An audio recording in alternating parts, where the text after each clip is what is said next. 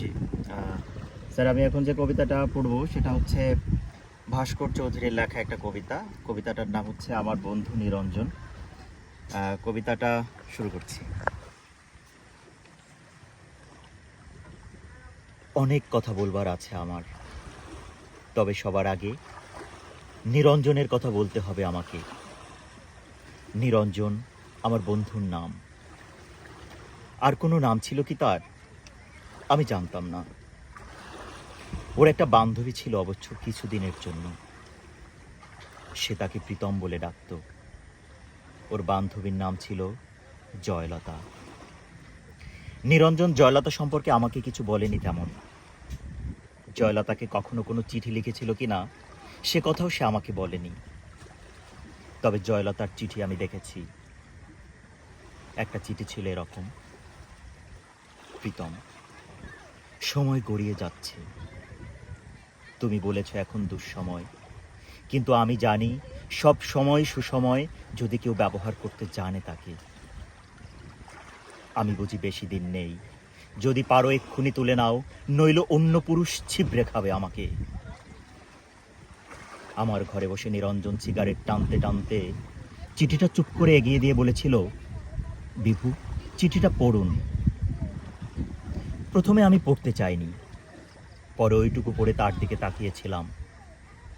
না, ওই সিগারেটের ধোঁয়ায় আমি কোনো নারীর প্রেম তাড়িত মানুষের ছায়া দেখিনি। ভয়ানক, নির্বিকার। কিছু বলছেন না যে?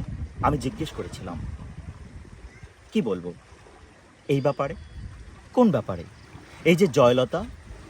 বাদ দিন। আমি বাদ দিয়েছিলাম। নিরঞ্জন অনেকক্ষণ আমার ঘরে বসে সিগারেট টানতে টানতে ঘরটাকে অন্ধকার করে চলে গিয়েছিল সেদিন। জয়লতার সঙ্গে অন্য পুরুষের বিয়ে হয়েছিল।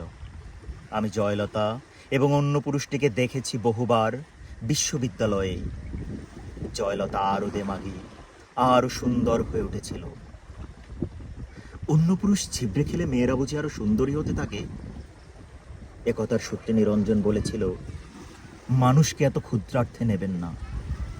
মানুষ এত বড় যে আপনি যদি মানুষ শব্দটি একবার উচ্চারণ করেন, যদি অন্তর থেকে করেন উচ্চারণ, যদি বোঝেন এবং উচ্চারণ করেন মানুষ, তো আপনি কাঁদবেন।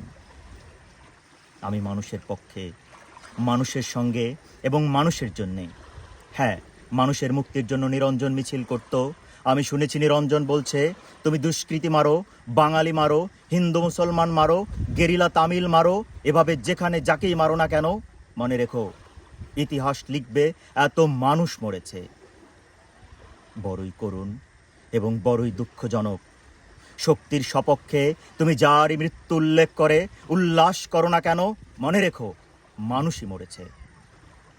এই ভয়ঙ্কর সত্য কথা নিরঞ্জন বলেছিল। মিছিলে হাত উঠিয়ে বলেছিল, এভাবে মানুষ মারা চলবে না, মানুষকে বাঁচতে দাও। নিরঞ্জন আমার বন্ধু। নিরঞ্জন বাঁচেনি। তার উদ্ধত হাতে লেগেছিল মানুষের হাতে বানানো বন্দুকের গুলি। বুকেও লেগেছিল, যেখান থেকে মানুষ শব্দটি বড় পবিত্রতায় বেরিয়ে আসত। সে লাশ, আমার বন্ধু নিরঞ্জনের লাশ, আমি দেখেছি, রক্তাক্ত ছিন্ন ভিন্ন লাশ। মানুষ তাকে কাঁধে করে বয়ে এনেছিল মানুষের কাছে। জয়লতা সে লাশ দেখেছিল কিনা সে প্রশ্ন উঠছে না। দেখলেও যদি সে কেঁদে থাকে প্রকাশ্যে অথবা গোপনে, তাতে নিরঞ্জনের কোনো লাভ হয়নি। মানুষ কেঁদেছিল, আমি জানি, তাতে নিরঞ্জনের লাভ ছিল। নিরঞ্জন প্রমাণ করতে পেরেছিল গতকাল মিছিলে আইন অমান্যের অভিযোগে যে দুষ্কৃতী মারা গিয়েছে তার নাম নিরঞ্জন। সে আসলে মানুষ। ধন্যবাদ।